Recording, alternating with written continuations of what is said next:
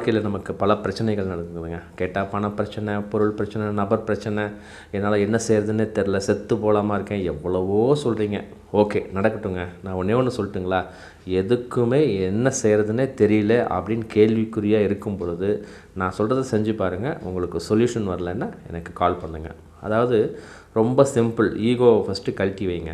இந்த சூழ்நிலையானதுக்கு நானும் ஒரு காரணமாக இருந்துட்டேன், நானும் தவறு செஞ்சுருக்கேன், ஐ எம் எக்ஸ்ட்ரீம்லி சாரி இறைவா அப்படின்னு சொல்லிவிட்டு, அந்த எந்த விஷயம் உங்களை டார்ச்சர் பண்ணுதோ அந்த விஷயத்தில் நான் எது நடந்தால் மகிழ்ச்சியாக இருப்பனோ அது சிறப்பாக இந்த இறைவன் எனக்கு செஞ்சு கொடுத்துட்ருக்கிறாரு, இறைவனுக்கு நன்றி அப்படின்னு சொல்லுங்கள். சாரி கேட்டுட்டு ஈகோவை தூக்கி வச்சுட்டு நீங்கள் மகிழ்ச்சியாக இருக்கிறேன், அந்த நிகழ்வு சூப்பராக நடந்துகிட்ருக்குன்னு கேள்வியாக இருந்தீங்கன்னா இந்த இறைவன் உங்களுக்கு சிறப்பானதை செஞ்சு கொடுப்பார். இதுதான் உண்மை. செயல்படுத்தி பாருங்கள். அப்போ தான் இந்த உண்மை உங்களுக்கு புரியும். இது எல்லா பிரச்சனைக்குமே பொருந்துங்க.